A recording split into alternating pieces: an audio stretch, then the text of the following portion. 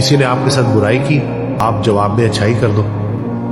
ایک آڈیو میں ارشاد فرماتے ہیں کہ بدی کی بھی ایک اچھی بات ہے کہ بدی سے دور نہیں ہوتی، نیکی سے دور ہوتی۔